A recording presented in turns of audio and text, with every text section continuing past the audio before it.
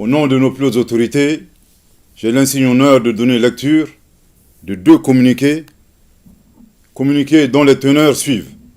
Communiqué numéro 064 du gouvernement de la transition.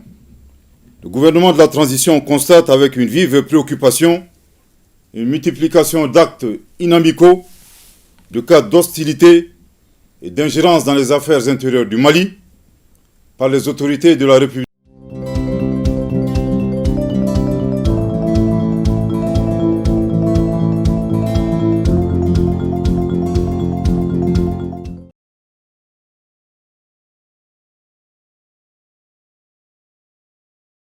Bonjour.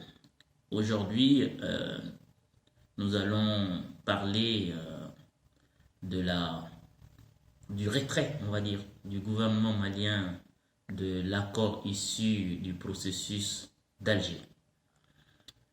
Donc hier soir, le colonel Maïga a lu un communiqué du gouvernement actant le retrait du gouvernement malien de ce fameux accord qui a été signé en 2015 sous le président défunt Ibrahim Boubacar Keïta, paix à son nom.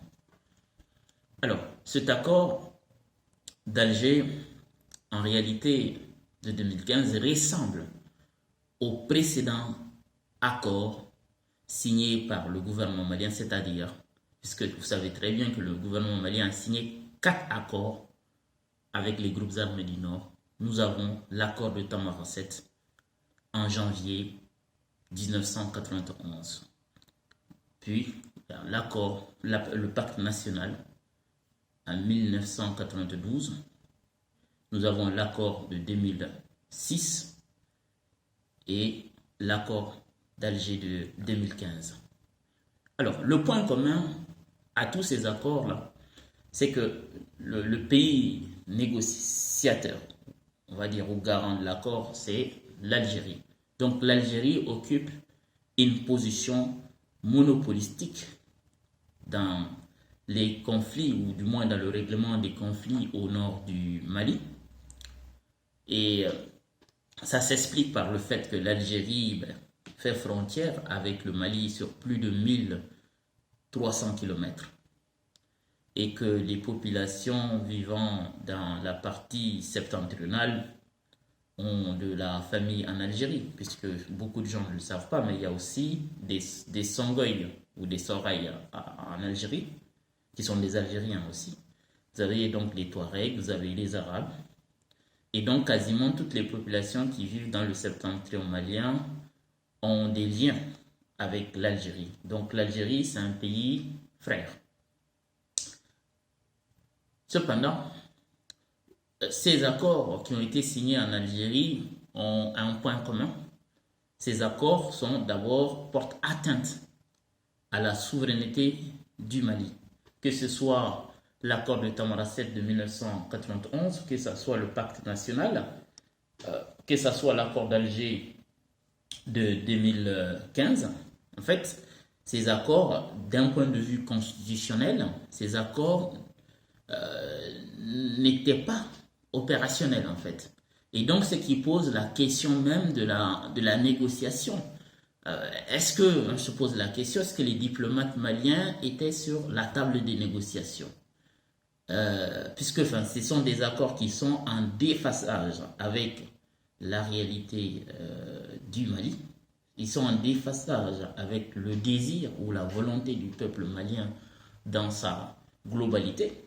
Puisque l'accord de 2015 que le gouvernement vient de révoquer, tout simplement, porte atteinte grave à la souveraineté du Mali, mais aussi crée de facto, tout simplement, on va dire des régions autonomes, pour ne pas dire une fédération in fine.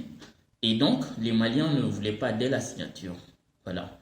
Et il y a eu ça a pris beaucoup de temps. Et on voit que le gouvernement, finalement, a décidé de se retirer.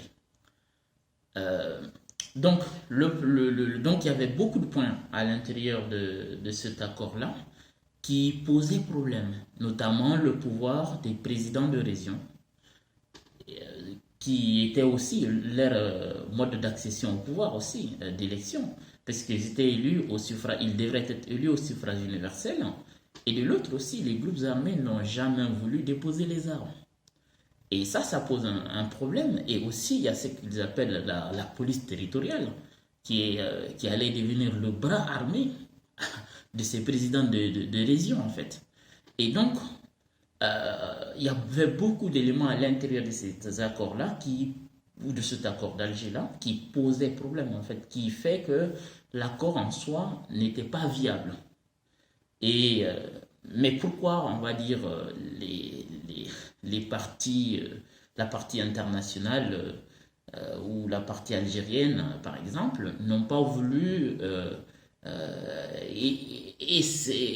demander qu'on retouche le texte pour que ça soit acceptable pour la majorité malienne.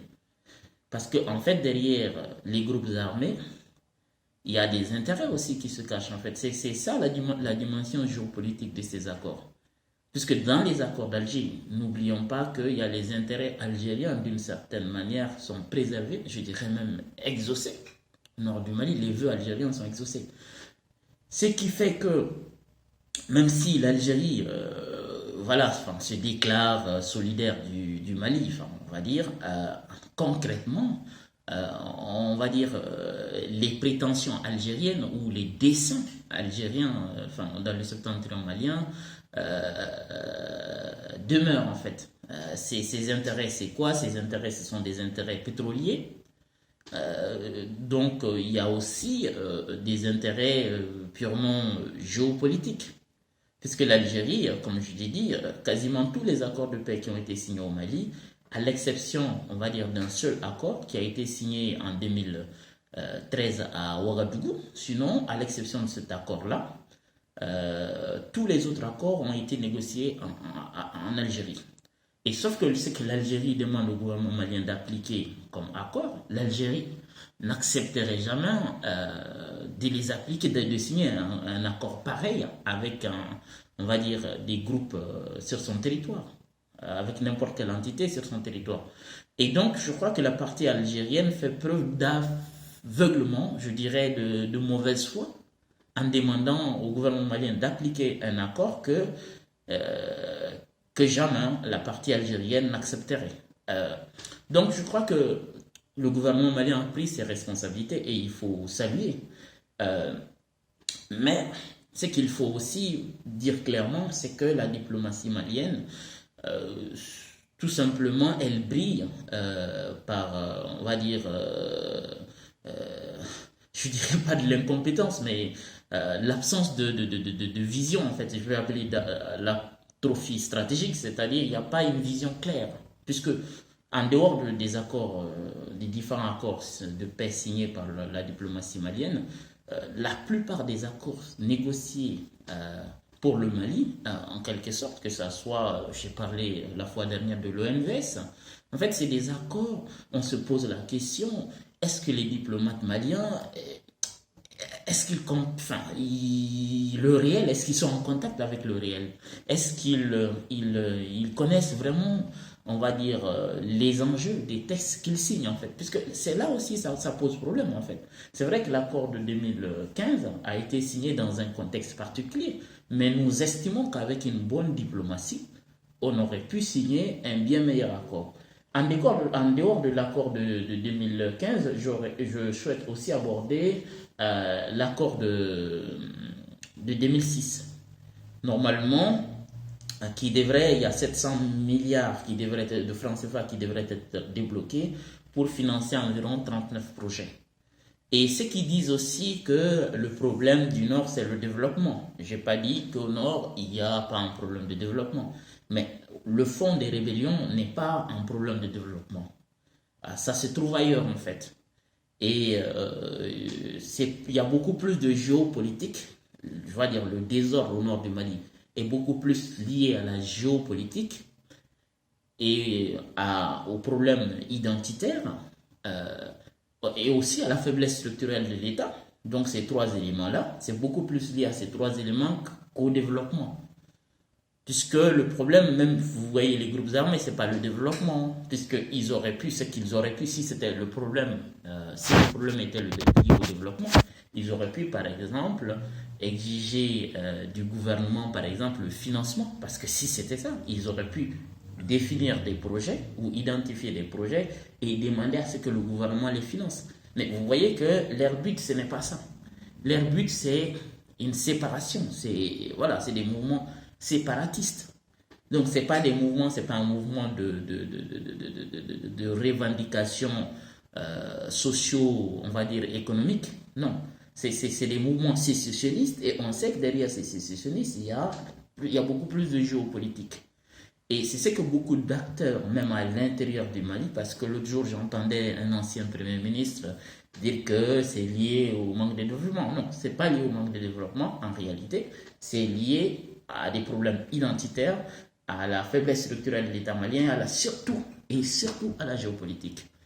Donc je vous remercie.